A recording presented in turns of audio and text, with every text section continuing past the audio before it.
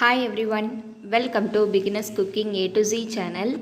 இன்றைக்கி நம்ம சேனலில் பச்சரிசி மாவு வச்சு ஒரு சூப்பரான ஸ்வீட் ரெசிபி பார்க்க போகிறோம். அதுவும் 90s கிட்ஸோட ரொம்ப ஃபேவரட்டான ரெசிபி. இப்போ வாங்க இது எப்படி செய்கிறதுன்னு பார்க்கலாம். ஒரு மிக்சிங் பவுலில் 1/2 கப் அளவு அரிசி மாவு எடுத்துக்கிறேன். தேவையான அளவு உப்பு சேர்த்துக்கலாம். 2 டேபிள் ஸ்பூன் போல் எண்ணெய் சேர்த்துக்கிறேன். எண்ணெய் சேர்த்துக்கலாம், அப்படி இல்லாட்டினா நெய் பட்டர் எது வேணாலும் சேர்த்து இந்த மாதிரி நல்லா மிக்ஸ் பண்ணி எடுத்துக்கோங்க. 1/4 கப் போல் திக்கான மில்க் ஆட் பண்ணி நல்லா பிசைஞ்சு எடுத்துக்கிறேன். உங்கள் கிட்டே பால் இல்லைன்னா நீங்கள் வாட்டர் கூட சேர்த்துக்கலாம். இந்த மாதிரி நல்லா பிசைஞ்சு எடுத்துக்கோங்க, சப்பாத்தி மாவு மாதிரி. இப்போ இதிலேருந்து கொஞ்சம் கொஞ்சமாக எடுத்து இந்த மாதிரி ஷேப்புக்கு உருட்டி வச்சுக்கோங்க.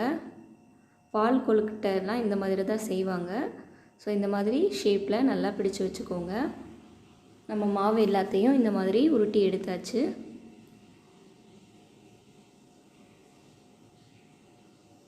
இப்போ கடாயில் ஆயில் வச்சு நல்லா ஹீட் பண்ணிக்கலாம்.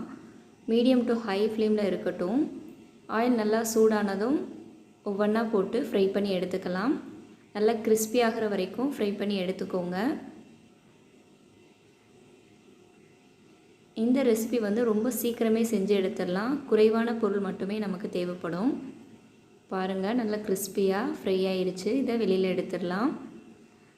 நெக்ஸ்ட்டு சுகர் சிரப் ரெடி பண்ணிக்கலாம். 1/4 கப் போல் சுகர் ஆட் பண்ணிக்கிறேன். 2 டேபிள் ஸ்பூன் போல் தண்ணி சேர்த்துட்டு அந்த சுகர் தண்ணியில் நல்லா கரையிற வரைக்கும் மிக்ஸ் பண்ணி விட்டுக்கலாம். இந்த மாதிரி நல்லா கரைஞ்சதுக்கப்புறம் ஃப்ளேவருக்காக 2 ஏலக்காயை இடித்து ஆட் பண்ணிக்கிறேன்.